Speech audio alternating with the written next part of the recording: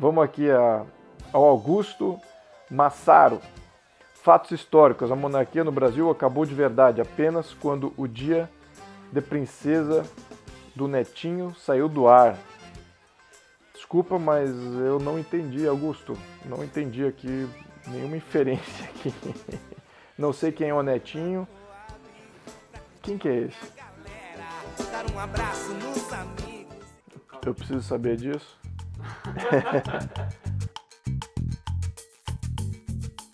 @atushleon. O príncipe quer mandar os soldados brasileiros para a Venezuela. Será que ele se coloca na linha de frente ou vai assistir tudo de algum chateau em Petrópolis?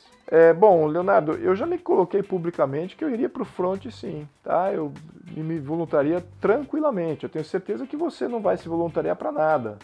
Eu acho que pelo perfil aqui tenho quase certeza que você nunca faria nada pelo Brasil. Eu duvido até que você saiba cantar o hino nacional. Mas independente aqui da tua falta de patriotismo, você é um apátrida, imagino que seja essa a tua acepção, a minha não é. A minha eu gosto de defender aquilo que é nosso, aquilo que é fundamental para a sociedade brasileira. E vamos resolver o problema na Venezuela? Você quer resolver? Eu acho que você não quer resolver o problema na Venezuela, né? Você quer manter a Venezuela do jeito que está. Então você prefere absorver 2 a 3 milhões de imigrantes, pagar por isso economicamente e ainda manter o problema lá. O problema chama-se Maduro. Como é que você vai resolver esse problema? Acomodando a imigração? Não, você não vai resolver o problema assim. Você vai, ao menos, piorar o problema para nós. E também piorar o problema para o venezuelano, porque ele vai ter que migrar. Então, vamos balancear isso em termos de custo e quem é que paga por isso. A população paga. Paga por não intervir e paga por intervir também. Claro que tem um custo ali de intervenção. Agora, não estou falando de intervenção aqui, por quê? Porque o governo legítimo, que foi reconhecido por 56 países, aquele governo lá do Guaidó está pedindo ajuda. E o que nós estamos fazendo como brasileiro? O que você está fazendo como brasileiro para ajudar? O que você está fazendo para resolver esse problema? Nada, muito pelo contrário, você quer acomodar e ainda manter o Maduro no poder. Não é essa a minha proposta, acho que o Brasil tem uma necessidade de liderança. Não sei se você sabe o que significa isso, mas liderança sim, cabe você tomar a frente, você ser a linha de frente e até tomar comentários não tão elegantes como esse aqui, todos os dias, tá bom? Liderança é isso. Mas fica aqui, válido o debate, Leonardo. Quando quiser, estou disponível. Esse aqui é do Cauê BG. Como eu digo, esse PSL é um partido de aluguel, um balaio de gato. Tem salvador da pátria, príncipe, ator pornô, jornalista histérica, alguns membros do Livres e todos os socialistas que já eram do partido. Bom, Cauê, a crítica válida aqui é ao partido, tá? O partido vai mudar, viu? A gente, ao menos aqui em São Paulo, a gente vai fazer uma interferência bem grande aqui com relação ao estatuto, aquilo que a gente acha que são regras pertinentes ao que a demanda popular está pedindo do partido. A base está pedindo uma série de mudanças aí no viés ideológico e vamos estar representando isso. Então, por favor, volte a nos criticar, se for o caso, ou elogiar daqui a 6 meses. Até convido você para participar um pouquinho mais aí das questões de partido. Aqui temos o Gelson Freitas. Esse Luiz Felipe é um Zé Ruela dos grandes. Os militares acabaram com o reinado de sua família e ele vive pagando pau para militar. Olha, o comentário até que é interessante, sabe por quê? Porque ao contrário da esquerda, eu não acho que os militares atuais têm qualquer culpa dos militares de 1889. Os militares atuais é uma geração completamente distinta. São valores e uma realidade política e social totalmente distinta. Então vou culpá-los por que pensavam os seus antecessores há mais de 100 anos atrás? Claro que não. Eu acho que eu não vou fazer esse juízo de valor.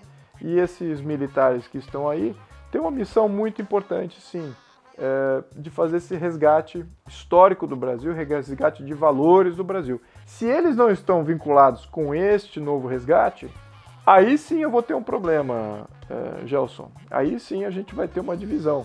Mas até agora eu tenho visto aí bons militares querendo fazer a coisa certa e nos livrar daquilo que impossibilita qualquer resgate social, que chama-se o marxismo cultural. Então eles são contra todos aqueles que propõem o marxismo e o político e o marxismo cultural. Isso se a gente não se vê livre disso de uma maneira mais definitiva, você não consegue fazer os outros resgates que são muito mais importantes. Esse aqui é da @namarias. Um conhecido de infância posta a foto do livro que está lendo. O título: Por que o Brasil é um país atrasado? O autor: eu. Fiquei com vontade de contar que a resposta está na capa do livro, o sobrenome do autor. Bom, a graça é para ignorante essa aqui, porque, de fato, mais uma vez, aqui em termos de retrospectiva, e o livro ele fala exatamente do problema de interferência de grupos de interesse, de oligarquias no controle político do Brasil. Então, aqui a gente está falando aqui, vamos falar a capa está no livro do autor. E se houvesse, de fato, poder absoluto durante o período imperial, tudo já teria sido passado, muitas das coisas que a família queria desde o início do regime teriam sido passadas por canetada, mas não tinha esse poder, o poder já era limitado. Enfim, mais um aqui para o grupo da ignorância. Aqui é do Jefinho Menes, que bonitinho. Agora, além de achar que tem direito a um reino, está escrevendo uma Constituição sem Assembleia Constituinte. Sei não, acho que postular um golpe é o único termo para o resultado disso. Bom, claro, mais uma vez, precisa ver como é que foram feitas as outras constituições, né, Jefferson? Oi, Jefferson. Que nome estranho, desculpa, tá? É novidade esse nome para mim. Não tem consciência de como é que foi feito. Tivemos 7 constituições. E outros países também tiveram processos constituintes. Você acha que o quê? Que a população vai escrever uma Constituição? Você acha que é uma Assembleia Constituinte de 500 deputados, ou até incluindo alguns senadores, com 80 senadores, você acha que eles vão escrever uma Constituição? Claro que não. A Constituição é sempre escrita por poucas pessoas, tem um redator, depois é colocada a voto. Então a proposta que eu estava fazendo aqui é da gente já constituir um grupo redator que não seja político, que não seja eleito, que seja parte da sociedade, fazer essa redação e divulgar isso amplamente na sociedade. E depois, um representante político chama a referendo essa Constituição, que já é popular perante a sociedade. Era essa que era a proposta, mas claro, vários preconceitos aí elimina sua capacidade de pensar, ao menos de refletir na história e no que eu estava falando. Da @Manuela Dávila. Poderíamos só rir de um príncipe que defende a meritocracia, o que é uma piada pronta daquelas. Mas infelizmente precisamos nos preocupar com o cidadão e deputado. Ele é um cidadão comum. Não há família real no Brasil desde a proclamação, que defende abertamente darwinismo social. Muito bem, acho que ela estava querendo aludir à questão de darwinismo social. E olha, isso aí de fato não existe mais, né? De fato você não pode oferir que uma série de condições humanas, isso gera um resultado quase que vinculante, ou seja, que isso vai sempre te perenizar numa situação ou de classe dominante ou de classe inferior. Claro que não é isso que eu fazia alusão, né, Manuela? Você, por toda a sua maldade que você tem, você gosta de inferir coisas, né, com relação a isso. Mas não é nada disso que foi dito.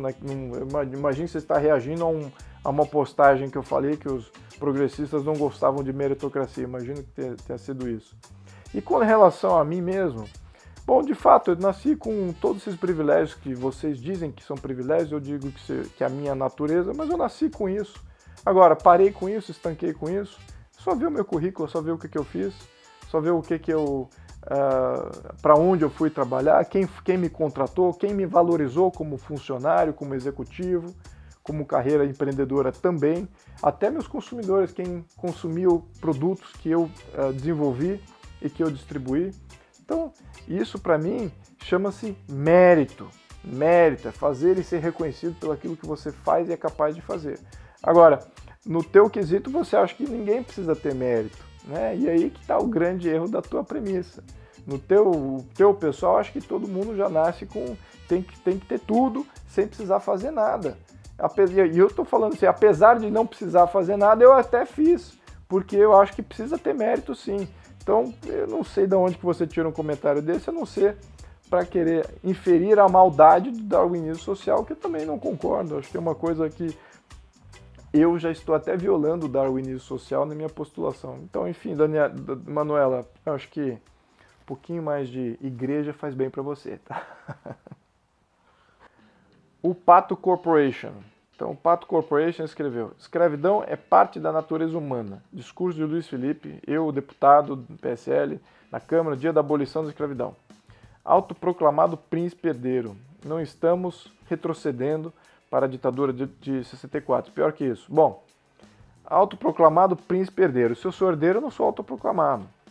Então, já tem uma coisa aí meio errada aqui no teu tweet. E a outra coisa aqui, escravidão é parte da natureza humana. Muito bem, desde que houve a história registrada, 3.000 anos atrás, que começa os registros um pouco mais fiéis, existe escravidão. Escravidão de todos os povos, de povos europeus contra povos europeus, de asiático com asiático, africano com africano, indígena contra indígena. Então a escravidão é parte daquilo que se construi como nossa história. Então isso que está sendo relatado pela história é a nossa natureza, é aquilo que foi fato. Né? Não podemos negar que não é um fato que a escravidão é histórica. Então qual é o contra-argumento aqui, que talvez você queira falar que a escravidão é artificial, que a escravidão é coisa fora da natureza humana, somos todos bonzinhos? Nada disso. Nós não temos uma natureza humana, sim, que de fato vem com todos nós, e que o único combate que existe contra essa natureza é a nossa própria consciência. É a consciência que só consegue se desenvolver quando você tem um ecossistema político e social estável. E a única coisa capaz de garantir esse ecossistema político e social estável é o Estado de Direito. Sabe por quê? Se você não tem um ecossistema político e social estável, você tem caos e anarquia, você acha que no caos e anarquia as pessoas não vão se escravizar? As pessoas não vão se explorar? É exatamente esse que era o ponto do discurso. Então, nós temos que ter paz social e harmonia, que só consegue se atingir através de um Estado de Direito, para que nós podemos desenvolver a consciência para entender que escravidão é ruim e sempre lutar contra ela. Claro que talvez as pessoas que vêm contra-atacar são a favor do caos e da desordem, né? Pessoas que são a favor do marxismo cultural, do marxismo per se, marxismo político. Esses são a favor do caos, eles são agentes do caos. Então, claro que vocês não gostam daquilo que eu estou falando aqui, né? Todo aquele meu raciocínio que eu coloquei lá. E, de fato, eu concordo aqui na tua crítica. O meu discurso, ele envolvia um raciocínio.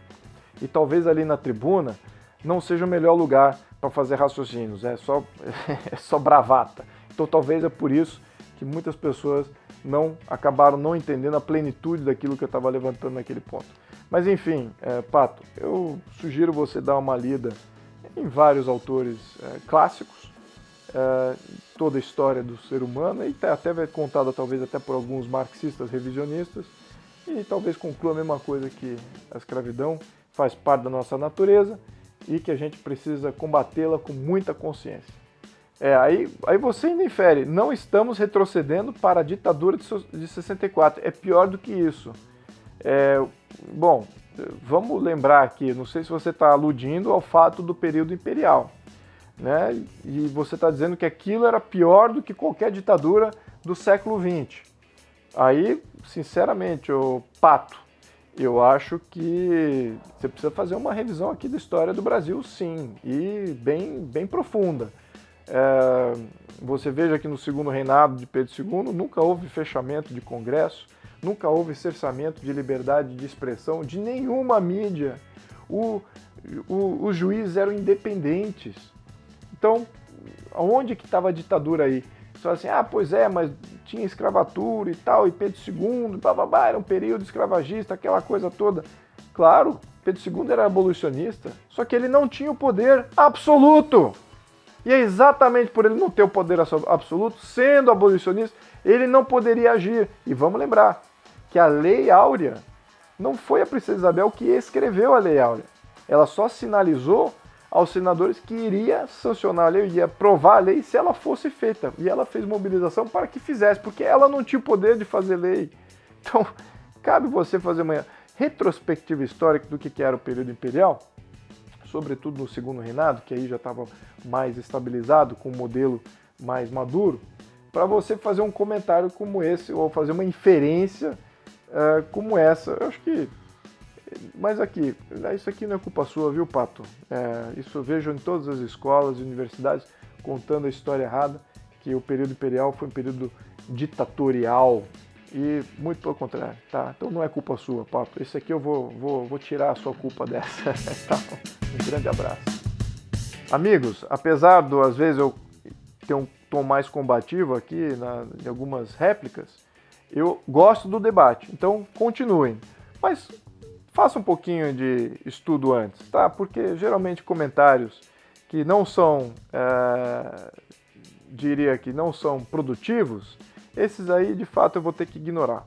Mas alguns comentários e críticas são muito bacanas. E eu gostaria de levar esse ao debate e faço até a questão de fazer isso em público. Um grande abraço a todos vocês, continuem com as críticas e de vez em quando um elogio. Um abraço.